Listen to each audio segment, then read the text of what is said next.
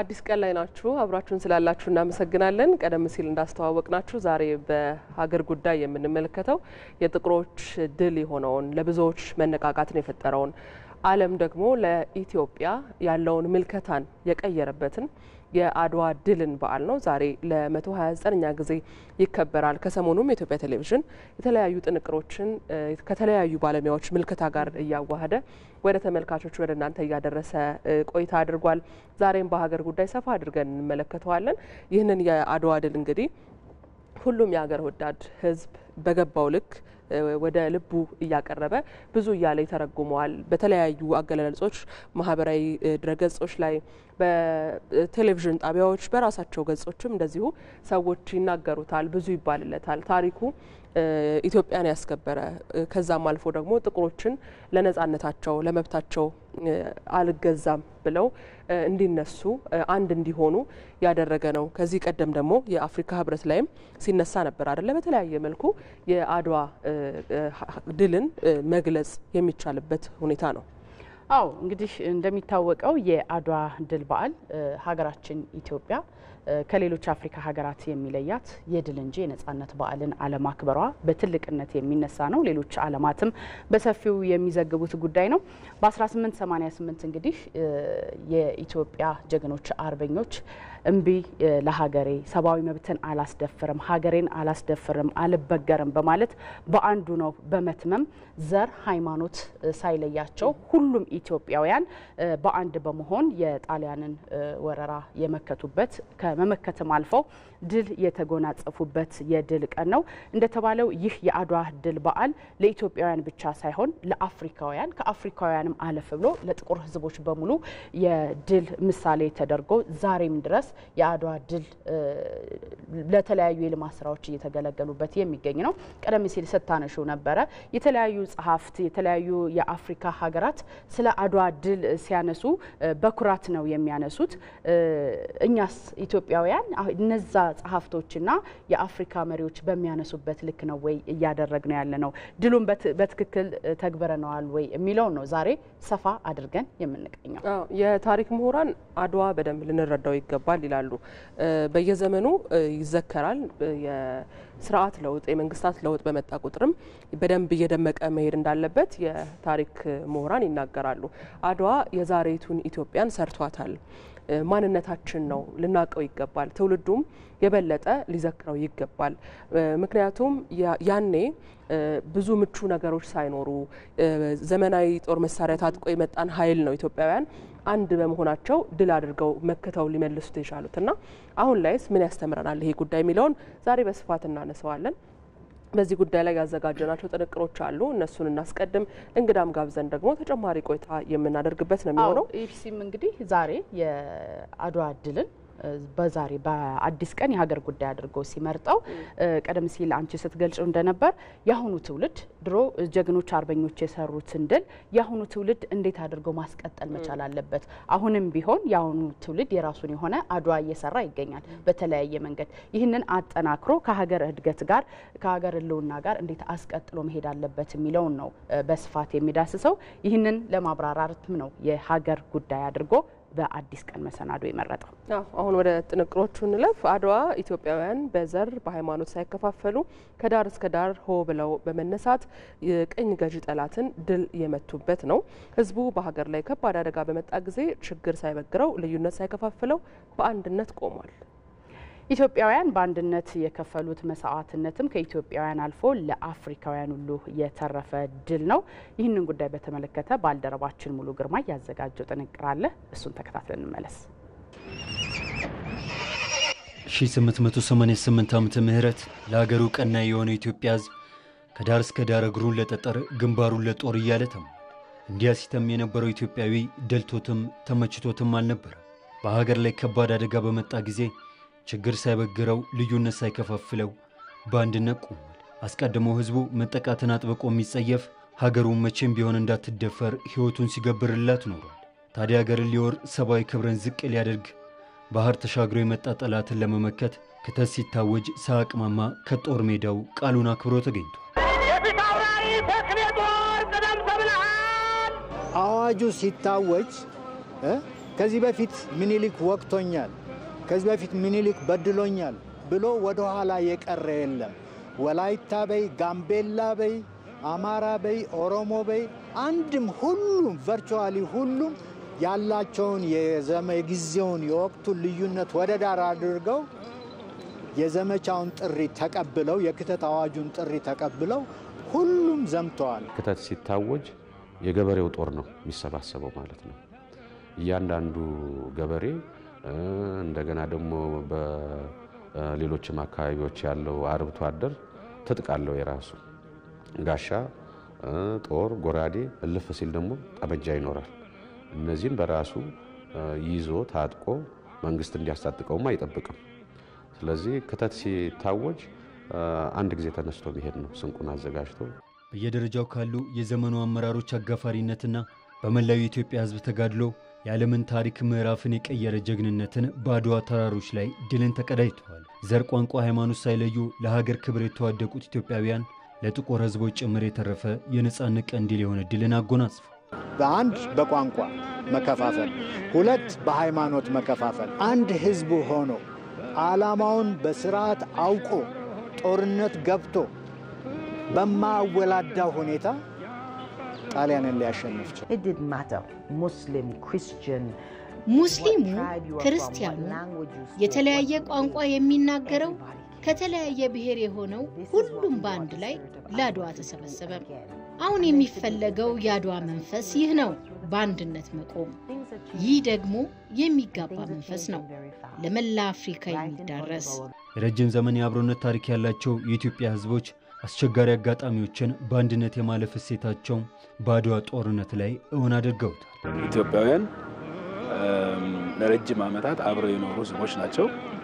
ለሺህ ዘመናት ያክል በክፉም በደጉም ጊዜ አብረው የመዝለቅ የረጅም ዘመን የአብሮነት ታሪክ ያላቸው ሕዝቦች ናቸው።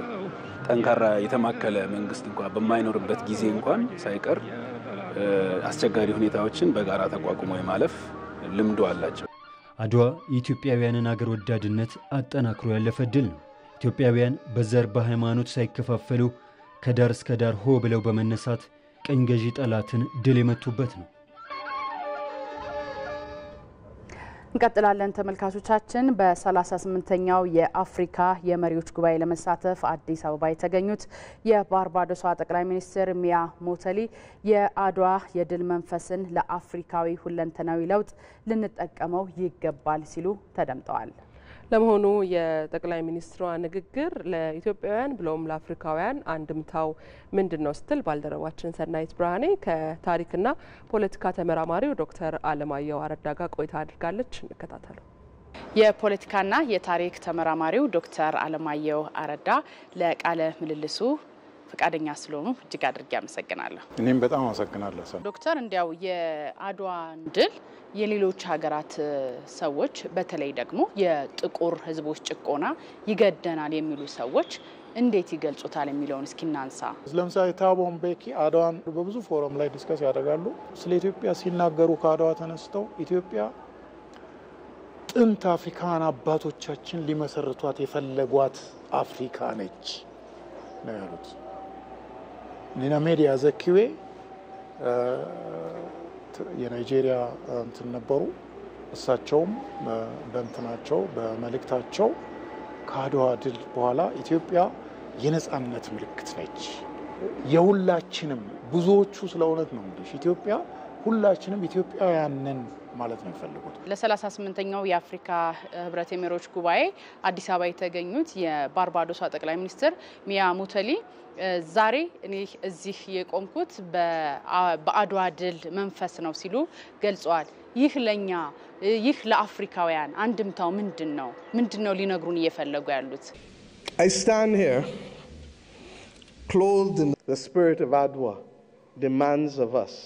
ዛሬ እዚህ ቦታ ላይ የቆምኩት በአድዋ የድል መንፈስ ነው። አፍሪካና ልጆቿ የተነቃቁት የይቻላል መንፈስ የታየበት የጨለማው ዘመን በብርሃን የተተካበት ነው። አሁን እዚህ ያለነው በፓን አፍሪካኒዝም መስራች አባቶቻችን ትግል ነው። አድዋ ለፓን አፍሪካኒዝምና ለሀገራት የነጻነት ጉዞ ምክንያት ነው። በመሆኑም የአድዋን የድል መንፈስ ለአፍሪካ ሁለንተናዊ ለውጥ እንደ ስንቅ መጠቀም ይገባል። rather than on the ability for us to act as one common people. አድዋ ሕያው ሆኖ የሰው ስጋ ለብሶ ቤታችን እንደመጣ ነው። እኛ እንደ እንግዳ የምንቀበለው የኛን ታሪክ ነው። ታሪካችን ሕያው ሆኖ የጥቁር ህዝቦች የነጻነት ምልክት የፍሪደም የሂስትሪ ጀስቲፊኬሽን ሆኖ ስጋ ለብሶ በሰው አንደበት እየተገለጸ ቤታችን እንደመጣ ነው መረዳት ያለብን። ብዙዎች የአፍሪካ ሀገሮች እኮ በልዩ በስስት ነው የሚያዩን። ለምሳሌ የአፍሪካን ድርጅት ከኢትዮጵያ እንዲነሳ ጋዳፊ ያላደረጉት ጥረት የለም። በጣም ብዙ ገንዘብ ነው የከፈሉት። ነገር ግን የኢትዮጵያን ባንዲራ አስመስለው የሰሩ ሀገሮች እንኳን ስንት ናቸው አፍሪካ ውስጥ? አይ ከኢትዮጵያ አይሄድም ብለው የተከራከሩት አፍሪካውያን ናቸው። ስለዚህ ፕራይም ሚኒስትሯ በኔ ህይወት ውስጥ ልክ እንደ ደሜ ልክ እንደ ኦክሲጅን የሚፈስ የአድዋ ስፒሪት አለ ሲሉ እኔ ማፈር አለብኝ። ምክንያቱም እንደዛ ነው ወይ ማስበው ብዬ እንደዛ እንዳስብ ዛሬ እንደ አዲስ በውስጤ አድዋን ሲቀሰቅሱ ለኔ ትልቅ ክብር ነው። ስለውነት አንድ እርምጃ ወደፊት ይዤው ሄዳለሁ። እንደ ህዳሴ ግድቡ ራሴን ለውጬ በእውቀት ገንብቼ አገሬን ለውጬ ድህነትን ድል አድርጌ ራመዳለሁ ወይስ እዛው ቁጭ ብዬ ሌሎች ሰዎች ስለ ታሪክ ሲያወሩ ሰማለሁ? ለአፍሪካውያን እድገት ለአፍሪካውያን ነጻነት ጊዜው አሁን ነው፣ በእኛም እጅ ላይ ነው። የአድዋ መንፈስ እኛ ጋር ይገባል የሚል መልእክት ማስተላልፈዋልና ይህንን እንዴት አይተውታል? እንዴትስ አድርገን እንተርጉመው? That it will be a future that sees our people.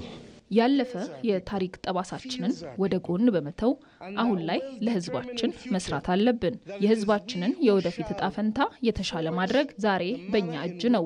የአድዋ ጀግኖችን ትግል ማድረግ ከኛ ይጠበቃል። Rather than simply being victims of a past history. አድዋን ኢትዮጵያውያን ራሳቸው አቅደው ራሳቸው መርተው ራሳቸው ለድል ያበቁት ባትል ነው። ተራ ጦርነት አይደለም። ራሳቸው ማንም ጣልቃ ሳይገባ አፍሪካም እነዚህ በኒዮ ኮሎኒያሊዝም የሚያወናብዱን ኃይሎች ሳይገቡባት ሳንደናበር በትንሽ ገንዘብ ሳንደለል አሜሪካ ትንሽ ስትሰጠን ወደዛ እቺኛው ስትሰጠን ወደዚህ ሳንል ልክ እንደ በአድዋ ስፒሪት በራሳችን ቆመን ዩናይትድ ስቴትስ ኦፍ አፍሪካን መመስረት አለብን ያሉት መልእክት ትልቅ መልእክት ነው። ለኢትዮጵያ ወጣቶች ለአፍሪካ ወጣቶች በጣም ትልቅ መልእክት ነው ብዬ ነው ወስዶ። የፖለቲካና የታሪክ ተመራማሪው ዶክተር አለማየሁ አርዳ ለቃለ ምልልሱ ፈቃደኛ ስለነበሩ እጅግ አድርጌ አመሰግናለሁ። እኔም በጣም አመሰግናለሁ። 129ኛውን የአድዋ ድል በዓል የተለያዩ ተቋማት የተለያዩ አካባቢዎች ላይ ቀደም ብለው ማክበር ጀምረዋል። ዋናው በዓል ያው የፊታችን እሁድ በድምቀት ቢከበርም ቀደም ብለው የጀመሩ አከባበሩን ያደረጉ ተቋማት አሉ። በሳውዲ አረቢያ ሪያድ ኤምባሲ አንዱ ነው። 129ኛው የአድዋ ድል በዓልን በድምቀት አክብሯል። በበዓሉ ላይም በርካታ ኢትዮጵያውያንና ትውልደ ኢትዮጵያውያን ስለመገኘታቸው ነው መረጃው የደረሰን። አድዋ የጥቁር ሕዝቦች ድል በሚል መሪ ቃል ነው ተቋማዊና ሀገራዊ ይዘት በተላ በሰመልኩ በድምቀት የተከበረው። የአድዋ ድል በዓል በታሪካዊነቱ አቻ ያልተገኘለት የአርበኝነትና የጀግንነት እሴት መሆኑን ደግሞ በሳውዲ አረቢያ ልዩ መልእክተኛና ባለሙሉ ስልጣን አምባሳደር ሙክታር ከድር ገልጸዋል። አምባሳደር ሙክታር ከድር እንደገለጹትም የአድዋ ድል ሉዓላዊነታችንን ያስከበርንበት ወራሪ ጠላትን ያሳፈርንበት ታላቅ ድል መሆኑን እየዘከርን ለቀጣይ ትውልድ የማሻገር ኃላፊነት የተጣለብን ሲሆን ከዚህ ታላቅ ድል እያንዳንዳችን ሀገርን ማስቀደም በአንድነት ጸንቶ መቆምን የዓላማ ጽናትንና የመሳሰሉት እሴቶችን ልንማር ይገባል ነው ያሉት። በሪያድ የኢትዮጵያን ኮሚኒቲ ሊቀመንበር መምህር ሱሌማን መሐመድ በበኩላቸው አድዋ የጥቁር ሕዝቦች ድል ቀን መሆኑ ብቻ ሳይሆን የዓለም ጭቁኖች በገዢዎቻቸው ላይ እንዲነሱ ያደረገ ታሪካዊ ቀን ነው። ባለንበት ሀገር ከሌሎች ሀገር ዜጎች ጋር ይሁን ከሀገሬው ዜጋ ጋር ስንገናኝ አንገታችንን ቀና አድርገን በኩራት እንድንራመድ ያስቻለን ቀን ነው በማለት ነው ያብራሩት። በ129ኛው የአድዋ ድል ቀን በዓል ላይ የሀገር ሽማግሌዎች፣ በሪያድ የኮሚኒቲ አመራሮች፣ ዲፕሎማቶች እንዲሁም የመከላከያ አታሺዎች የተገኙ ሲሆን በሪያድ የኢትዮጵያ ዓለም አቀፍ ትምህርት ቤት ተማሪዎች በስነ ግጥም መነባነብና የተለያዩ የብሔር ብሔረሰቦች አልባሳዊ ባህላዊ ውዝዋዜዎችን ለመታደም አቅርበዋል። እሺ እንቀጥላለን። አሁን እንግዳ ጋብዘናል። በሀገር ጉዳይ ዛሬ ሰፋ አድርገን የምንመለከተው ቀደም ሲልም እንደነገርናችሁ የ129ኛውን የአድዋ ድል በዓል እንዴት እናከብረዋለን፣ ከቀደመው የኢትዮጵያዊ አንድነት ኢትዮጵያውያን መተባበርስ ምን እንማራለን የሚለውን ነው ወደ እናንተ የምናደርሰው። እንግዳ ጋብዘናል። እንግዳችን የኢትዮጵያ ጀግኖች አርበኞች ማህበር የስራ አመራር ኮሚቴ አባል ሻምበል ዋኛው አባይ ወልደ ማርያም ይባላሉ። በጣም እናመሰግናለን። እንኳን አደረሶት። እኔም አመሰግናለሁ። እንኳን አብሮ አደረሰን። መልካም ሻምበል፣ እንግዲህ በ1988 ዓመተ ምህረት ኢትዮጵያውያን ሀገሬን አላስደፍርም፣ ለጠላት እጅ አልሰጥም በማለት ከፍተኛ የሆነ ተጋድሎን አድርገዋል። ጀግኖች አርበኞች አባቶቻችንና እናቶቻችን ከፍተኛ የሆነ መስዋዕትነትን ከፍለው ዛሬ ለትውልድ እችን የመሰለች ሀገር አስረክበዋልና ይህንን ድል እንዴት ይገልጹታል? እንዴት ነው የሚያዩት? መልካም አመሰግናለሁ። ለ129ኛ ጊዜ የሚከበረው የድል በዓል የአድዋ የድል በዓል የድሎች ሁሉ ቁንጮ ነው። ከዚያ በፊት ትላልቅ ድሎች ተደርገዋል። በኢትዮጵያ አያሌ ጦርነቶች ተደርገዋል። ነገር ግን ይህ ጦርነት ዓለምን ጉድ ያስባለ ነጮችን ያሸማቀቀ ትልቅ የድል ብስራት ለአፍሪካውያን ለጥቁር ሕዝቦች ነጻነት ትልቅ ጎህ የቀደደ ብርሃን የቀደደ የድል በዓል ነው። ይህን በዓል ስናከብር በሙሉ ጥቁር ሕዝቦችና ጭቁን ሕዝቦች ከፍተኛ የሆነ ድል ከፍተኛ የሆነ ተስፋ ከፍተኛ የሆነ የእድገት መንገድ እንደሆነ አድርገው ያከብሩታል።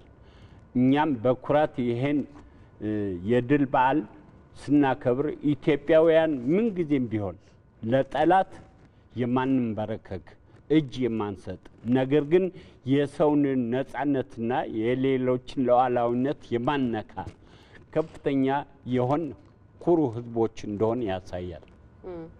ቀደም ሲልም ስንለው እንደነበረው ኢትዮጵያውያን ልዩነት ሳይበግራቸው በተለያዩ አካባቢዎች ያሉ ሀገር ወዳድ አርበኞች ለአንድ ዓላማ ሀገርን ለማዳን ተሰባስበው ጠላትን ወይ ደግሞ የመጣውን ወራሪ ኃይል ድል መተዋልና የኢትዮጵያውያን መተባበር በወቅቱ የነበረው ህብረት በጋራ መቆም እንዴት መግለጽ ይቻላል? ትልቁ የኢትዮጵያውያን እሴት በውስጥ ጉዳያቸው ባይስማሙ እንኳ በሀገራቸው ጉዳይ ከማንም ጋር መደራደር አይፈልጉም። የውስጥ ጉዳይ ጥቃቅን የሆኑ በወቅቱና በጊዜው የነበሩ የአልሸነፍ ባይነት የግዛት የኔ ይገባኛል ጥያቄ ቢኖርም በንጉሠ ነገሥቱና በሀገሩ የሚያምን ከፍተኛ የሆነ የተአማኒነት መንገድን የሚከተል ህዝብ ነው። ይህ ህዝብ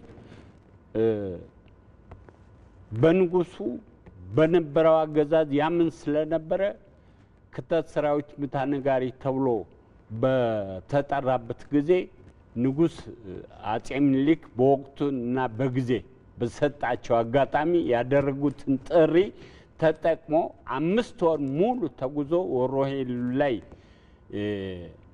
በከተተበት ሰዓት ንጉሱን በጥሪያቸው ምን ያህል እንዳኮራና የነበሩት አዛዦችና ጀነራሎች ከፍተኛ የሆነ ኩራት ተሰምቷቸው በየቦታው በየግንባሩ ትዕዛዝ በተሰጣቸው መጠንና ሰዓት ጊዜ ሁሉን ነገር በሰዓቱ አጠናቀውታል። የአድዋ ውጊያ የ4 ሰዓት ውጊያ ነው።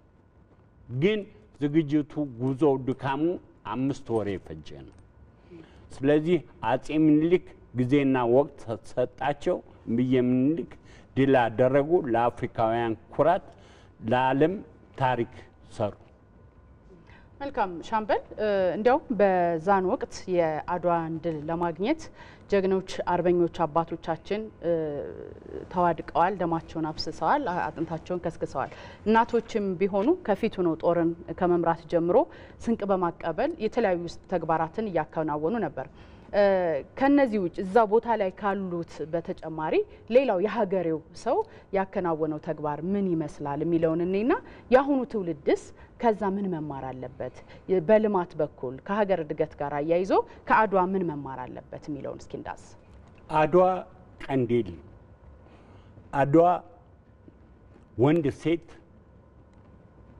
ሽማግሌ ሕፃን ሳይል ክተት የታወጀበት ነው። በዚህ የአድዋ ድል የድል በረከት እናቶቻችን የሰሩት ጀግንነትና የፈጸሙት ገድል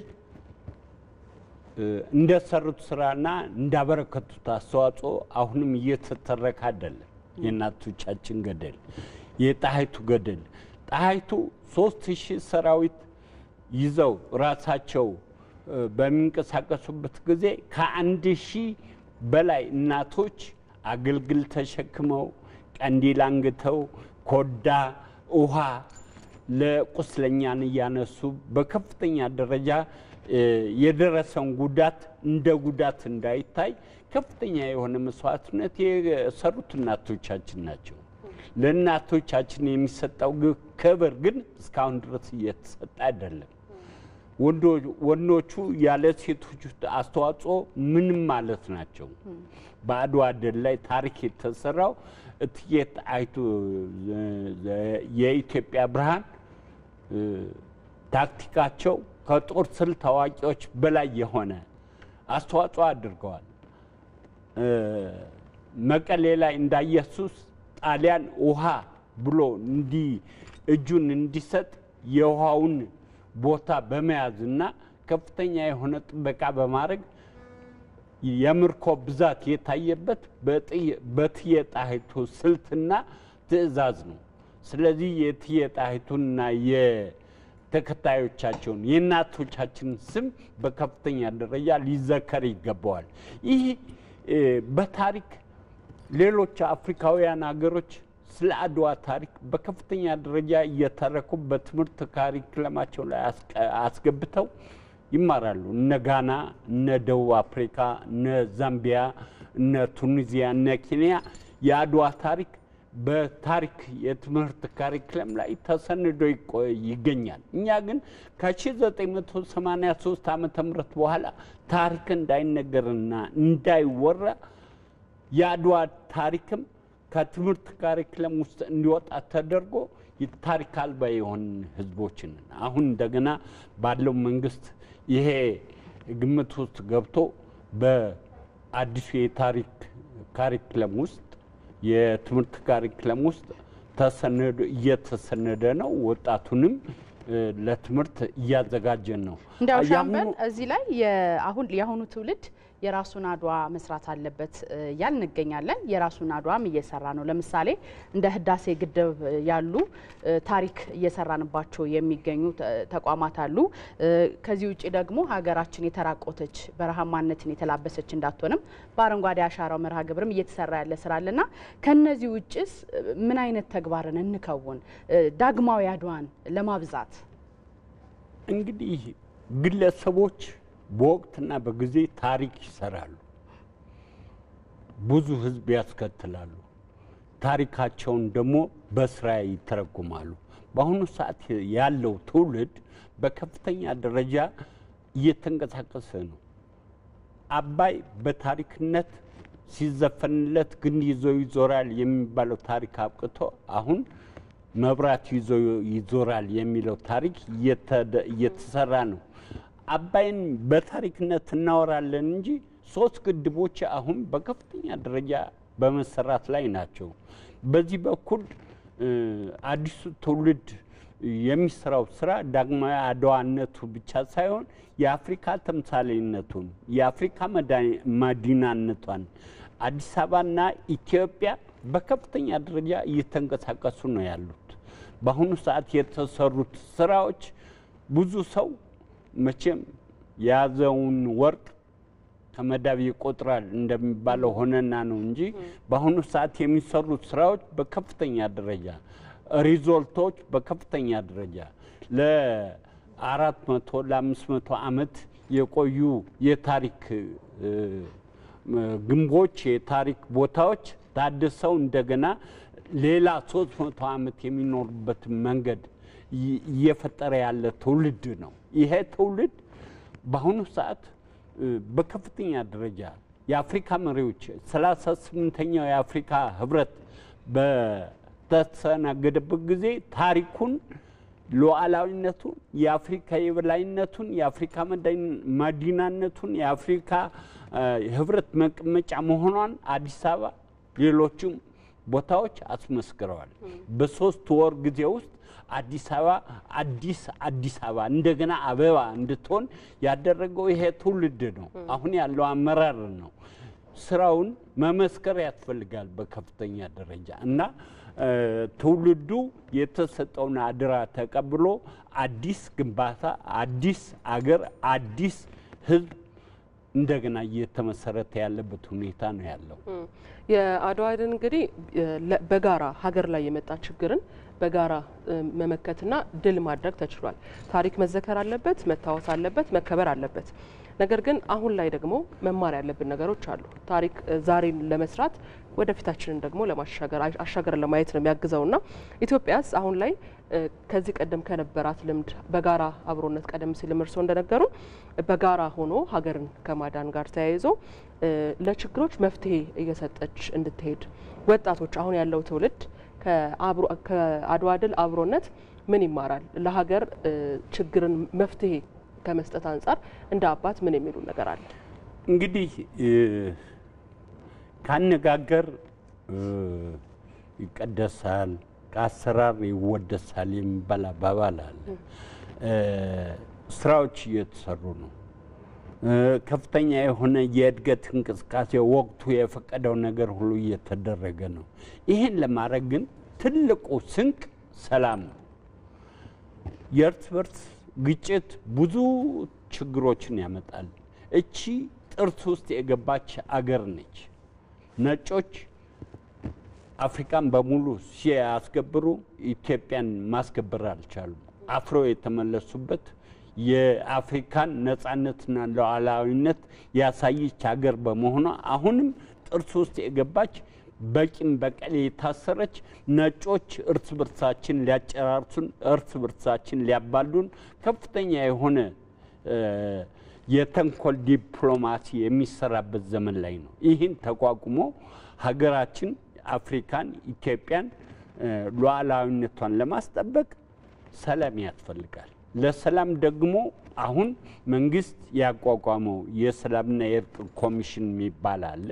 ይሄ የሰላምና የእርቅ ኮሚሽን የሚሰራውን ስራ በመስራት ላይ ነው። አሁን አንድ አመት ተጨምሮለታል።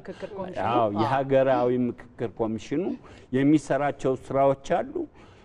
እነዚህ በአካባቢ የሚፈጠሩትን ግጭት በሰላምና በአብሮነት መፍታት ከተቻለ የኢትዮጵያ ተስፋ ትልቅ ነው። ተፈጥሮም እኮ ራሱ እያደለ ነው ያለው። ተፈጥሮ እኮ በአንድ በኩል ሲጎዳን፣ በአንድ በኩል ደግሞ ሌላ ተስፋ እየያዘ እየመጣ ነው። ስለዚህ ይህን ተስፋና ሉዓላዊነት አስከብሮ ለማለፍ ሰላም አስፈላጊ ነው። ለችግሮች ከመንበርከክ ይልቅ ትውልዱ ለመፍትሄ ላይ እንዲያተኩር የሚጨምሩት ሀሳብ ካለ? አዎ፣ ትውልዱ ምንጊዜም ቢሆን ነጭ ሰሌዳ ማለት ነው። የሰጠኸውን ይቀበላል። ይሄ ትውልድ የተጻፈለትን ጥሩ የሆነውን የታሪክ ትርክት ማንበብ ይችላል። ግን ጥሩ የሚጽፍ ታሪክ የሚናገር ኃላፊነት የሚሰማው የምሁራን ስብስብ ያስፈልጋል። ኤሊቶቹ ምሁራኖቹ ግዳጃቸው መወጣት አለባቸው። አንዱን አሳድጎ አንዱን ጥሎ የሚደረግ ትርክት ምንጊዜም ለአገር ጥሩ አይደለም። እኔ ታየ ቦጋለ የተናገረውን መድገም እፈልጋለሁ። የተማሩ ያልተማሩ ልሂቃን ያሳደጓትን ሀገር የጠበቋትን ሀገር የተማሩ መሀይማን እየገደሏት ነው ይላል። ስለዚህ የተማሩት ሰዎች በከፍተኛ ደረጃ አሁን አሉ ትላልቅ የምሁራኖች እነ ፕሮፌሰር ማን በክሬ ነው አየለ በክሬ ሌሎችም ዶክተር ማናቸው ብዙ ምሁራኖች አሉ። አደረነታቸው መወጣት ያስፈልጋል። አሁን ጊዜውን መጠቀም ያስፈልጋል። በታሪክ ስፋቱ የኢትዮጵያ ታሪክ ተጽፎ አልወጣም፣ ገና ነው። በትንሽ ምሁራኖች ነው በነ ተክለ ጻዲቅ መኩሪያ በመሪራት በላይ በፕሮፌሰር ባህሩ ዘውዴ በደራሲ ጸሐፊ አለማየሁ አበበ የተጻፉ የታሪክ መጻሕፍት አሉ። እነዚህ መጻሕፍቶች አንድ ላይ ገጣጥሞ አሳድጎ በከፍተኛ ደረጃ ትውልዱ ታሪኩን እንዲያውቅ ተነሳሽነት እንዲኖረው ማድረግ የምሁራን ፈንታ ነው እንጂ ወጣት በተጨማሪ ግን እንዲያው ሻምበል የሌሎችስ ምን አይነት ድርሻ ይኖራቸዋል? እንዳሉት ታሪክን አስተካክሎ መሰነድ አስተካክሎ መጻፍ ከምሁራኑ የሚጠበቅ ነገር ነው። ታሪክን ደግሞ አሁን ስለ አድዋ ልክ እንደርሱ አይነት ለትውልድ የመንገር ከቤተሰብ ጀምሮ ያለውን ኃላፊነት እንዴት እንገልጸዋለን?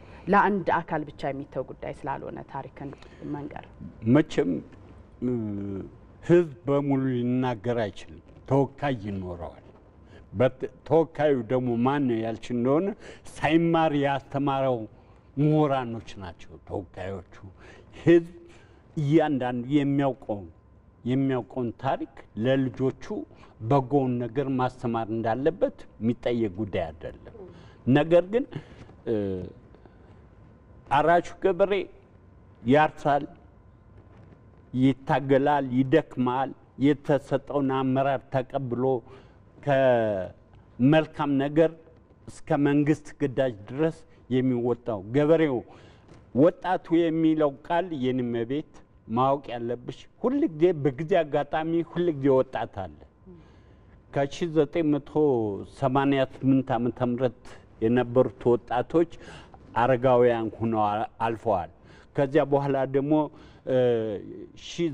1927 ዓመተ ምህረት እስከ 33 ደግሞ የነበሩ ወጣቶች አረጋውያን ሆነው አልፈዋል።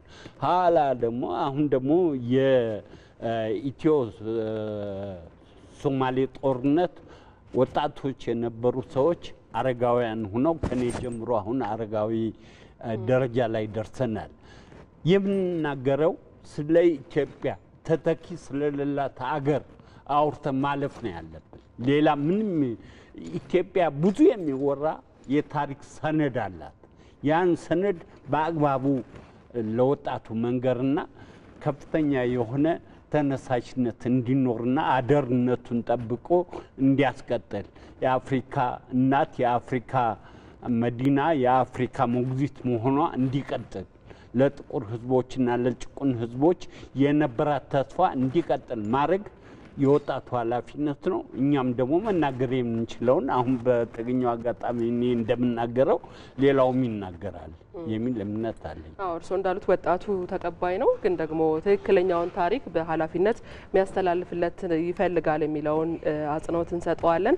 የኢትዮጵያ ጀግኖች አርበኞች ማህበር የስራ አመራር ኮሚቴ አባል ሻምበል ዋኘው አባይ ወልደ ማርያም ስለ ጊዜው እናመሰግናለን። በጣም መልካም ቀን። እኔም በጣም አመሰግናለሁ። ኢትዮጵያ ታፍራና ተገብራ ለዘላለም ትኑር። አሜን። አመሰግናለሁ። እምቢኝ ማለት ለወራሪ፣ እምቢኝ ማለት ለድህነት፣ እምቢኝ ማለት ለልመና፣ እምቢኝ ማለት ለውጫዊ እሳቤ ስለሆነ ይህንን ነፃነትና ክብር የወረሰ ኢትዮጵያዊ ዛሬም የምግብ ሉዓላዊነት ለማረጋገጥ የሚተጋ መሆን አለበት።